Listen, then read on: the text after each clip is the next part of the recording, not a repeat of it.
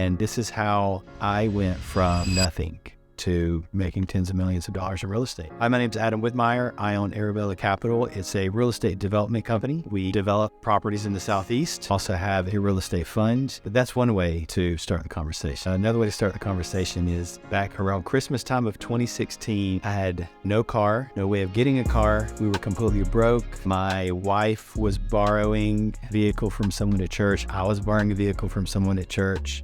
Both of our cars had broken down. At the time, we had 4 kids. But from that point on, everything changed. From then till now, I've been blessed. Life sometimes can trip you up, can be difficult. But there are ways and techniques that you can use and strategies that you can use in real estate to get you from roughly where I was in 2016, which was nothing. Didn't even have a car to drive, had kids, had bills to pay, and just didn't have anything, to where I've got, made tens of millions of dollars in less than 5 years. And so I want to talk about those strategies. I want to talk about those techniques. I want to share what worked for me, what didn't work for me, and hopefully it can help you. Let's go back to where I started. I grew up broke. My mother was working hard, raising 4 kids by herself. We didn't have money, but what we had was love. She let us know as long as we had each other, we've got everything. But when I was in middle school, I found out I had a lot of very wealthy relatives. And I had people in my family that were real estate investors, developers, very successful ones. I remember my grandparents bought me a shirt, brand new shirt. Bought me a brand new shirt. I walk into middle school, and because technically I wasn't used to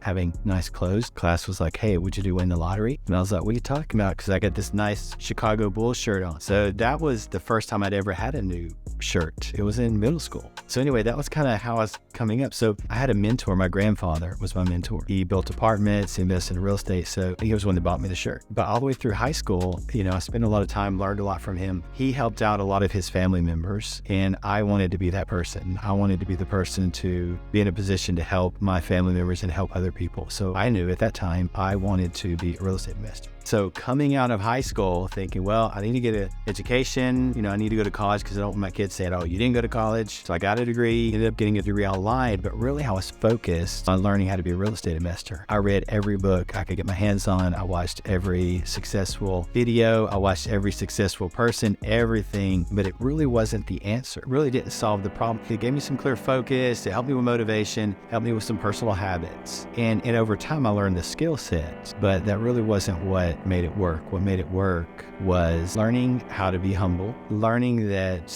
no matter what it is, I'm never going to be able to get there. And, my goal is to provide for my family, and being okay with the fact that, okay, maybe you can't provide for my family, and that's okay. The point was nobody does anything on their own. So I had to humble myself and learn that, what do? I had to get up every day, said a prayer, ask Heavenly Father, what do you want me to do today? And instead of reading books and listening to the success, the people out there that were really doing it, I just kind of looked within, and I was very prayerful each day. And I asked myself, what's the next step? What is the next 2 and 3 steps? And through faith, I just took the next step, then the next step, and the next step. And so it's really being flexible, having goals, setting goals, working hard, planning, but just being flexible. It's not your journey. Success is really being on the path that Heavenly Father wants you to be on. And so that's what worked for me. Originally, I was an art major because I was passionate about that. But I grew up around real estate investors and knew I wanted to be a real estate investor. But I had to come to terms with what I was good at, what I was not good at. So I could focus and hone in on my strengths, which was creativity and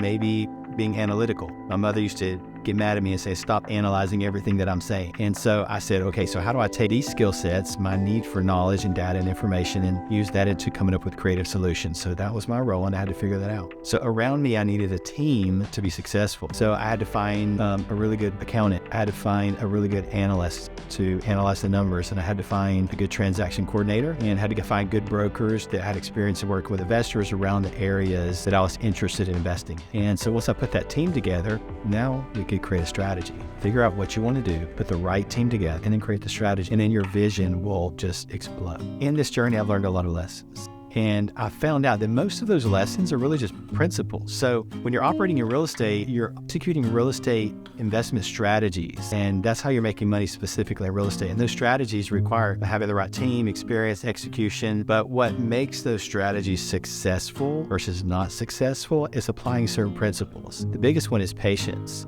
When I started, I was way overly impatient. I wanted to get there. I wanted to make $1 million, be successful, because I thought that destination of arriving at a certain net worth or a certain cash flow would be the final destination that makes you happy. And the reality is the joy is really in the journey, not in the destination. So you should never put a timeline or a deadline on your problems. And okay, when we're here, they will be gone. When you're here, it will be gone. The reality is your problems go away once you're focused in the right direction. The moment you start living your life the right way, doing the right things on a daily basis, that's when the joy comes. That's when the freedom comes, and that's when you feel better. So it's based on daily decisions and the direction that you're going in. And to get that direction, you need a little bit of inspiration, a little bit of revelation. And revelation comes from information. So as you see, you can find. You can see the right information in the right directions around the right people, and then you start formulating your vision. So along the way, I learned specifically in real estate. And I'm going to try to tie this to terms that you've probably heard before. Cash is king. You've heard that before, right?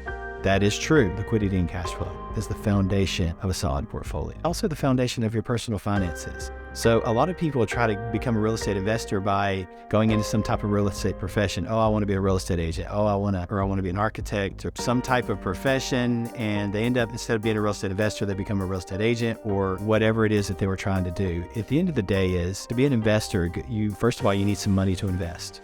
You start out with a little bit of your money, create a proof of concept around your strategy. Now you can go borrow other money from other investors, and then you can maximize that strategy and do more of it, and then eventually quit your job. This is what I would tell my kids. Start with educating yourself on something you're passionate about. Do something you're passionate about, focus on your education, get a job, make money, operate off of a budget. Budget is another principle, and then save some of that money and invest it. Invest it in different strategies. And once you find a strategy that works and you're investing, you make money, then you can go raise more capital. I mean, look, honestly, this is path of least resistance, what I'm telling you right now. Or you could do it the way I did, which was very young, very ambitious, very hard worker, thinking I could do everything. So early 20s, I just got married, just bought a house. 3 months after we got married, got pregnant, and I was a commission-only real estate agent going to school full-time, and she was going to school full-time, which is obviously a perfect scenario for success. Not really. That was a perfect scenario for failure and disaster. How we made it here, I have no idea.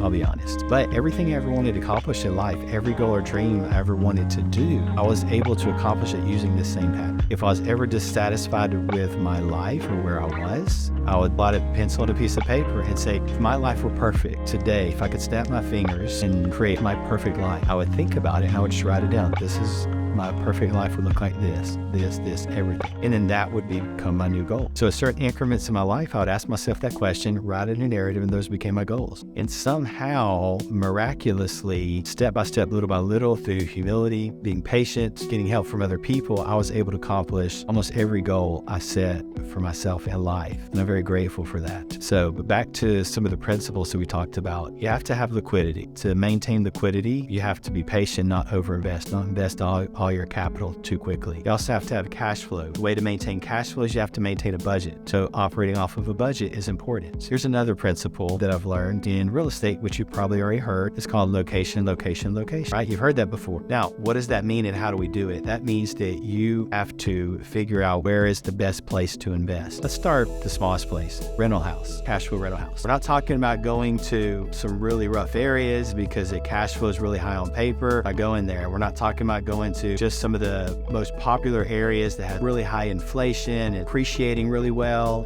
but they don't have any cash flow. We're not talking about those places because that's just not where I would invest. You want to find a good balance of cash flow today and appreciation in the future. You want to find areas that you know are growing. That means they need to be growing in population, growing in jobs, growing in income, but the price points of the properties are still modest enough that you can cash flow those properties, which gets me back to the easiest way to invest in real estate is to buy a modest home. A couple years later, buy another modest home, move into that house and rent the house out. Now you're a real estate investor. You were able to buy your first home because you focused on educating yourself and you were able to get a job doing something you're passionate about, and you save up money, and then okay, so the foundation, if you've ever seen a house be built, process that takes the longest is the foundation. Foundation takes a while. This requires patience. So the principle, take your time in building the foundation. And what you're going to see happen is once the foundation's there, you're going to go from like 0 to hero in just a few years. Everything will change because you have put a foundation together. So don't rush the foundation. The foundation's got to build you later. You'll learn things as you get more technical real estate about the location, about demographics. And when you're looking at a very specific type of real estate investment, there are certain demographics that you look for. That's a skill set you can pick up. A lot of people have that experience. I will say I took 2 years to get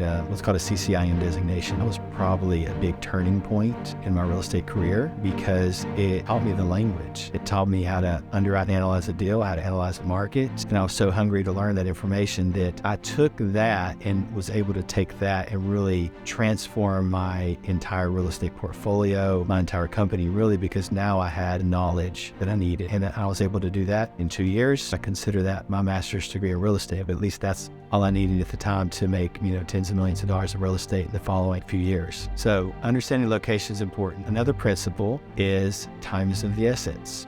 Now, I know I've been talking about patience the whole time. Now I want to talk about the opposite. Something you've heard before is called strike while the iron's hot. Time is of the essence. That is the phrase in real estate contracts because once you've identified your strategy and you're taking your time finding the right deal, you're taking your time putting your team together. But then when you find the right deal and you put it under contract and it's time to execute on that strategy, you cannot be patient. You've got to move quickly. You need to execute and you need to push it and drive it. Do not, I repeat, do not wait on other people to do their job. Not wait until the architect or the attorney or the engineer gets back to you. Do not wait until these other people have the information or the city has what you need. Push and push and push and push and push and push, and you drive it all the way to the finish line. That is what time is of the essence means. That means your money's on the line. Your reputation is on the hook. You have got to drive it all the way through the finish line or you're going to fail.